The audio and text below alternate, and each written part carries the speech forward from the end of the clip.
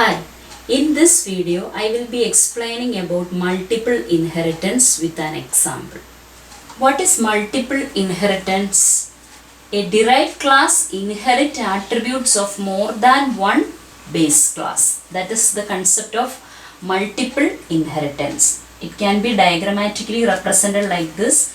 B1, B2 up to Bn represent base classes and D represent derived class. So here a single derived class is inheriting the properties from more than one base class. That is the concept of multiple inheritance. And in C++, in programs, this can be written. The general syntax for writing a multiple inheritance is like this. Class D, where D is the derived class, colon, single colon, visibility B1, comma, visibility B2 up to N, visibility Bn. That is, D is the derived class and it is inheriting the properties from B1, B2 up to Bn. And what is the type of derivation? That is the visibility label. It can be public, private or protected. This can be also public, private or protected. Okay. Depending on the visibility mode specified along with each and every base class, the members of base class will be inherited to class D. We can have member functions and data members of class D written inside the body of derived class. Consider this example. Class M. There are one protected member declared inside the class int M. M is a data member which is of visibility protected. Then public function defined in the class is get underscore M with one parameter int X. Okay, so whatever is passed to this function will be assigned to variable M. Okay, so this is a simple class with one data member and one function. Then second class is N with one protected member N, small letter n. Then public function defined get underscore n with one parameter int y. Okay, so whatever is passed to this function will be assigned to variable n. Okay, so this is the status of class M and class N.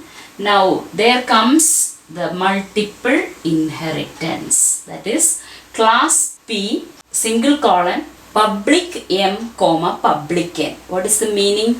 Public M means class P is inheriting the property of class M publicly. That is public derivation vary class M il ninnu class P ilete data members or in general properties inherit cheyum.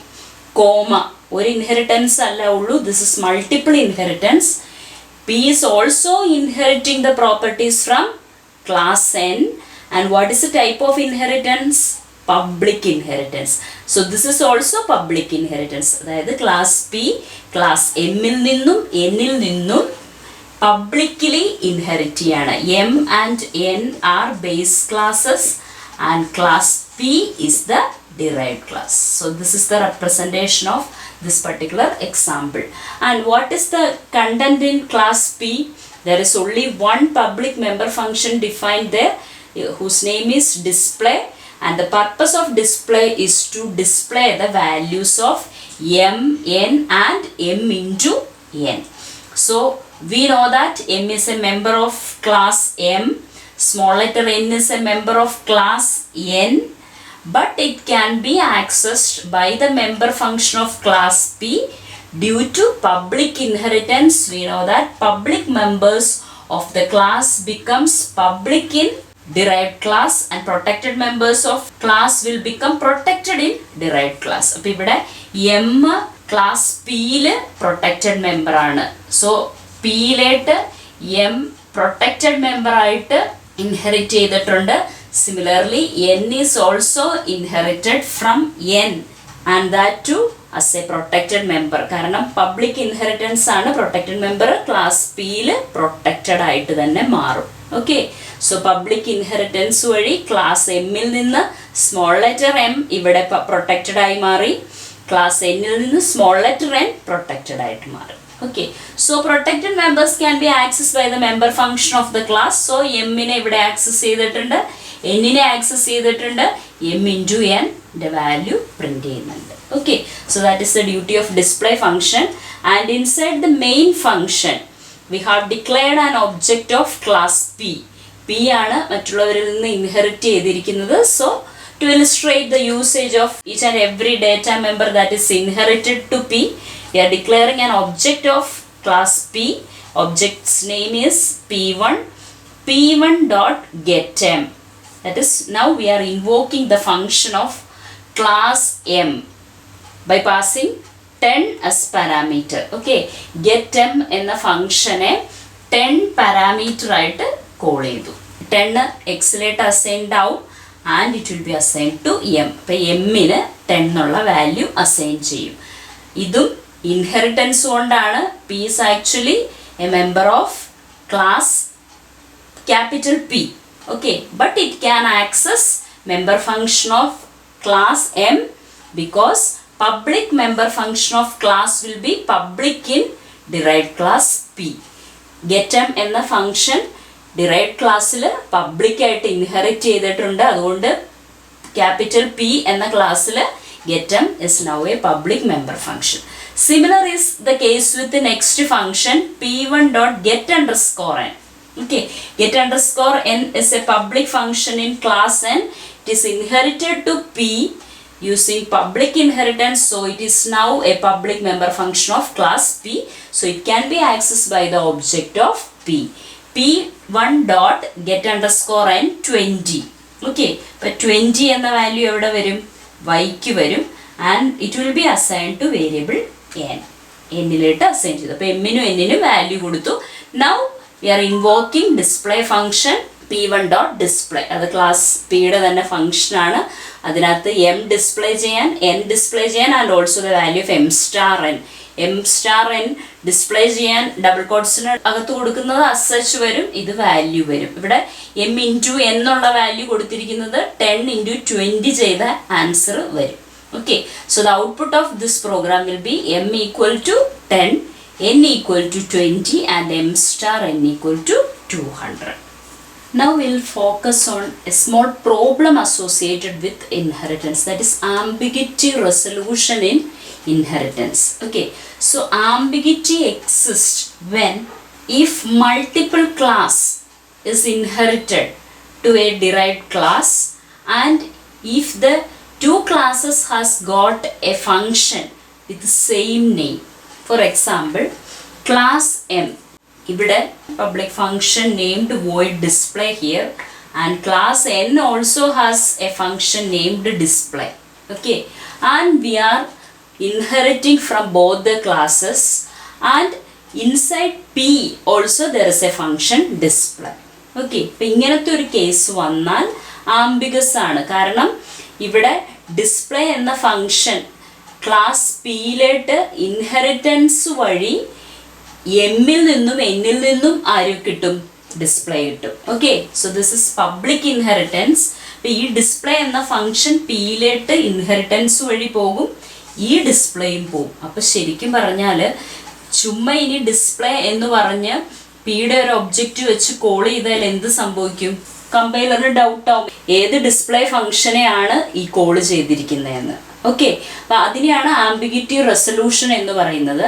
Anyway, if you are defining a function with the same name as that of the function in base class, this will override the base class function. അതായത് display എന്ന് പറഞ്ഞ് derived ക്ലാസ്സിൽ ഒരു function എഴുതിയാൽ p1 dot display എന്ന് പറഞ്ഞ് call ചെയ്താൽ ഏത് ഫംഗ്ഷനെ കോൾ ചെയ്യുള്ളൂ?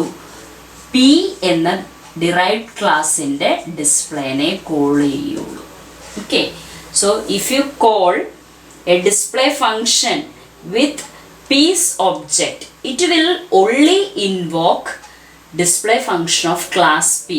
കാരണം എന്താണെന്ന് വെച്ചാൽ എമ്മിൽ നിന്ന് വന്ന ഡിസ്പ്ലേയും എന്നിൽ നിന്ന് വന്ന ഡിസ്പ്ലേയും ഉണ്ടെങ്കിലും പുതിയ ഡിറൈവ്ഡ് ക്ലാസ്സിൽ വേറൊരു ഡിസ്പ്ലേ ഫംഗ്ഷൻ ഉണ്ടെങ്കിൽ ഇതിനായിരിക്കും പ്രയോറിറ്റി കൂടുതൽ. അതായത് this will override the display functions of M and N. അപ്പം അങ്ങനെയാണ് ആംബിഗ്വിറ്റി റിസോൾവ് ചെയ്യുന്നത്. അപ്പം നമ്മൾ ആദ്യം പറഞ്ഞു ഇവിടെ ഡിസ്പ്ലേ എന്ന് വിളിച്ചാൽ ഏത് ഡിസ്പ്ലേ ആണെന്നുള്ള കൺഫ്യൂഷൻ വരുന്നത്. അപ്പം C++ൽ ഈ ആംബിഗ്വിറ്റി റിസോൾവ് ചെയ്യുന്നത് ഡിറൈവ്ഡ് ക്ലാസ്സിലെ ഡിസ്പ്ലേ ഫംഗ്ഷൻ മറ്റുള്ളവരെ ഓവർറൈഡ് എന്ന് പറഞ്ഞാൽ ഇതാണ് ഇനി വർക്ക് ചെയ്യുള്ളൂ. ഇനി if you want to invoke display function of base class itself, അതായത് എനിക്ക് വേണ്ടത് ബേസ് ക്ലാസ്സിൽ ഞാൻ എമ്മിൻ്റെ വാല്യൂ ഡിസ്പ്ലേ ചെയ്യാനായിട്ടാണ് ഈ ഫംഗ്ഷൻ എഴുതിയിരിക്കുന്നത്.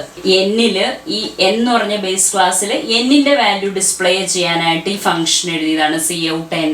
അപ്പം അത് തന്നെ കോൾ ചെയ്യണം എന്നുണ്ടെങ്കിൽ we can call that display from the definition of display function in derived class using name of the class followed by scope resolution operator followed by the member function. Okay, അപ്പോൾ ഇങ്ങനെ m scope resolution display എന്ന് വിളിച്ചാൽ ഇത് ആരുടെ display function ആണെന്ന് clear ആണ്. ഏത് ക്ലാസ്സിൻ്റെ ഡിസ്പ്ലേ ഫംഗ്ഷൻ ആണ്?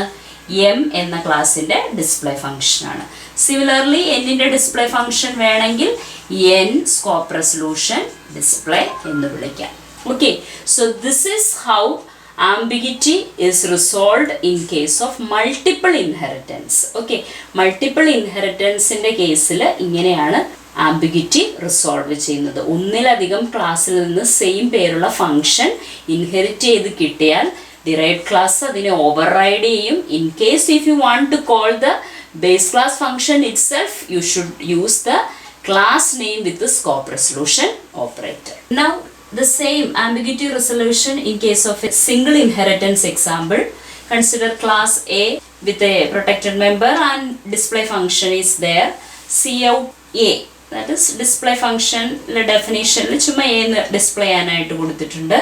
Then class B public A. What is the meaning? Class B is publicly inheriting from A. അപ്പോൾ ഈ ക്ലാസ്സിലും എന്തുണ്ട്? ഡിസ്പ്ലേ. ഓക്കെ, അപ്പോൾ ഇത് നമ്മൾ നേരത്തെ പറഞ്ഞ അതേ ഒരു പ്രശ്നം സിംഗിൾ ഇൻഹെറിറ്റൻസിൻ്റെ കേസിലും വരാം. സോ അതാണ് ഇവിടെയും ഡിസ്പ്ലേ ഫംഗ്ഷൻ ഉണ്ട്, ഇവിടെയും ഡിസ്പ്ലേ ഫംഗ്ഷൻ ഉണ്ട്. So from the main we can have different types of invocation of these display functions. ഇപ്പം എന്തായാലും ഡിറൈവ്ഡ് ക്ലാസ്സിൽ ഡിസ്പ്ലേ എന്ന് പേരുള്ള ഒരു ഫംഗ്ഷൻ ഉണ്ടെങ്കിൽ ബേസ് ക്ലാസ്സിലെ ഫംഗ്ഷനെ അത് ഓവർറൈഡ് ചെയ്യും. അതായത് ബി എന്ന ക്ലാസ്സിൻ്റെ ഒരു ഒബ്ജക്റ്റ് മെയിനിൽ ഡിക്ലെയർ ചെയ്തു.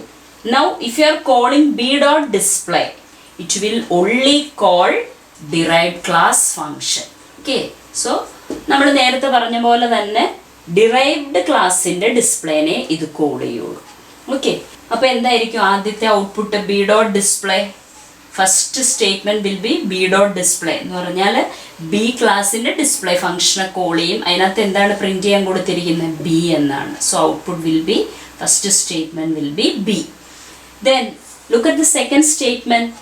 This is another way of invoking display function from the main. In the previous multiple inheritance example, we have seen invoking the display function from the derived class display function. Here we are invoking base class display function from the main program. Okay, so b dot a scope resolution display. Okay, this format is also supported in C++.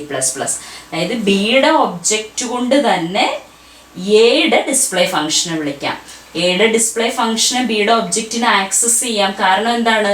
This is public inheritance. So anyway this display is inherited to class B. So class ബിക്ക് ഈ ഡിസ്പ്ലേനെ access ചെയ്യാം, ഇതിൻ്റെ ഒബ്ജക്റ്റിന് access ചെയ്യാം. പക്ഷെ ഇങ്ങനെ എഴുതിയിരിക്കണം. അതല്ലെങ്കിൽ ഏത് ഡിസ്പ്ലേയെ work ചെയ്യുള്ളൂ?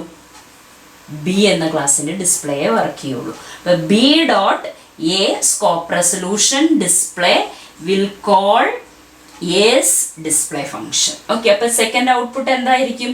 ഈ ഫംഗ്ഷനെയാണ് കോൾ ചെയ്യുന്നത്. ഇതിനകത്ത് എന്താണ് പ്രിന്റ് ചെയ്യാൻ കൊടുത്തിരിക്കുന്നത്? A. So the second statement will print A. Then the next statement is b dot b colon display. That is also possible. b യുടെ ഒബ്ജക്റ്റ് വെച്ചിട്ട് തന്നെ b എന്ന ക്ലാസ്സിൻ്റെ ഫംഗ്ഷനെ വിളിക്കുക. ഈ syntax is also possible. This will anyway call b's display function, so it will display b.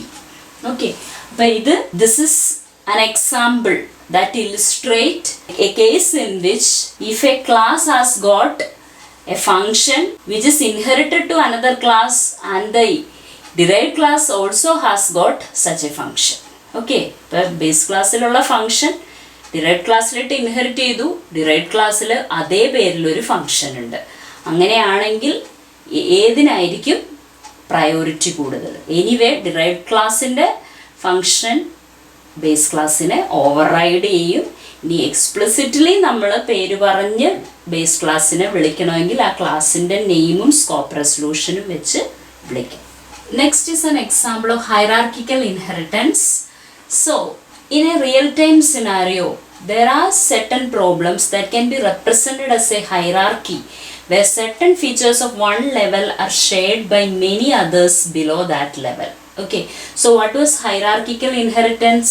Many classes inherit properties from a single base class. അതായത് ഒരു ക്ലാസ്സിൻ്റെ പ്രോപ്പർട്ടീസ് ഒത്തിരി പേര് ഇൻഹെറിറ്റ് ചെയ്യുന്നു. അപ്പോൾ അങ്ങനെയുള്ള കേസിന് സ്യൂട്ടബിൾ ആയിട്ടുള്ള ഒരു എക്സാമ്പിളാണ് that is hierarchical classification of students in a university.